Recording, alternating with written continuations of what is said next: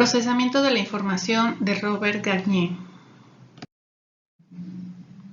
Esta teoría es un híbrido del conductismo y el cognitivismo. Es una teoría ecléctica que establece que los resultados del aprendizaje dependen del tipo de información recibida o presentada y las actividades que se realizan para lograr que esa información sea almacenada en el sistema de la memoria. O sea, es muy importante cómo, de qué manera, con qué medios le presentamos la información al alumno para que él la adquiera. Los supuestos que sustentan el enfoque cognitivo en relación con el aprendizaje son los siguientes. El aprendizaje es un proceso activo que ocurre en las mentes de los individuos. Los resultados del aprendizaje dependen del tipo de información recibida y de cómo se procesa y se organiza en el sistema de memoria. El conocimiento está organizado en bloques de estructuras mentales que contienen conceptos y procedimientos. El aprendiz es concebido como un organismo activo que realiza un conjunto de operaciones mentales con el propósito de codificar la información que recibe.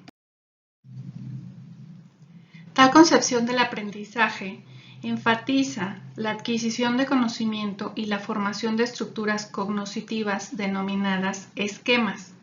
En el mismo orden de ideas, menciona que una de las formas de favorecer el aprendizaje en el alumno es con el uso de imágenes, debido a que pueden ser de gran utilidad para ayudar a mejorar la retención de individuos que tienen baja habilidad verbal. Al añadir imágenes a un material, se ayuda a procesarlo mejor. En consecuencia, es conveniente tomar en consideración estos planteamientos cuando se diseñan situaciones de aprendizaje. Por otro lado, es importante distinguir entre conocimiento declarativo y conocimiento procedimental. El primero se refiere al conocimiento verbal y el segundo a la habilidad intelectual. El conocimiento declarativo se refiere al conocimiento que los seres humanos tienen acerca de las cosas del mundo que los rodea. Se cree que está representado en la memoria como una red interrelacionada de hechos en forma de proposiciones, como por ejemplo, 4 por 2 es igual a 8 o París es la capital de Francia. Mientras que el conocimiento procedimental es el conocimiento acerca de cómo ejecutar acciones, como por ejemplo, resolver una operación de suma o de resta, nadar o montar bicicleta. El conocimiento declarativo está representado como una red de proposiciones o enunciados de las relaciones entre hechos, conceptos y eventos, mientras que el conocimiento procedimental está representado como un sistema de producción, es decir, enunciados de las circunstancias bajo las cuales se realiza una acción o varias acciones, así como también los detalles de lo que se debe hacer cuando esa acción es apropiada. Para Garnier, los procesos del aprendizaje se estructuran de la siguiente manera. Motivación.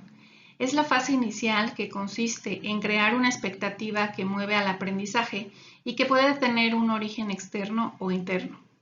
Comprensión se denomina a la atención del aprendiz sobre lo que es importante y consiste en el proceso de percepción de aquellos aspectos que ha seleccionado y que le interesa aprender.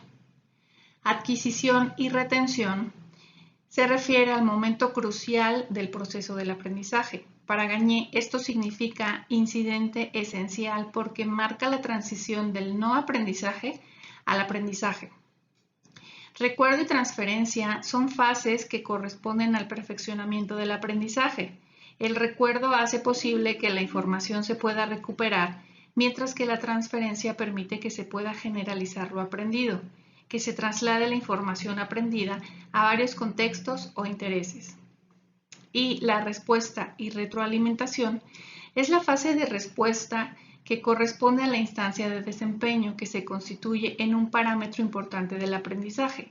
La retroalimentación consiste en el proceso de confrontación entre las expectativas y lo alcanzado en el aprendizaje. De esta manera, el aprendizaje se verifica, se afirma, se corrige y avanza.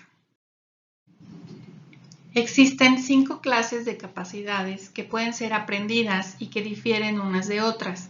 Garnier denomina a estas capacidades como los dominios del aprendizaje, y cada uno de estos dominios requiere diferentes maneras de controlar las condiciones del mismo con la finalidad de aumentar la probabilidad de un éxito en el aprendizaje.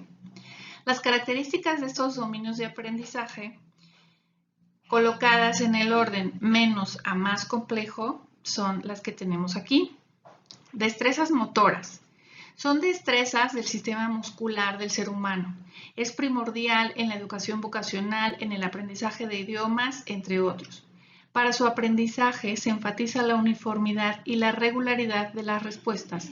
El aprendizaje está fuertemente influido por la retroalimentación y la enseñanza toma la forma de proveer prácticas reforzadas a las respuestas motoras. La información verbal se refiere a que se aprende gran cantidad de información, nombres, hechos, generalizaciones, y se espera que la respuesta se exprese en una especie de oración, proposición, palabras escritas que demuestran el dominio de la información.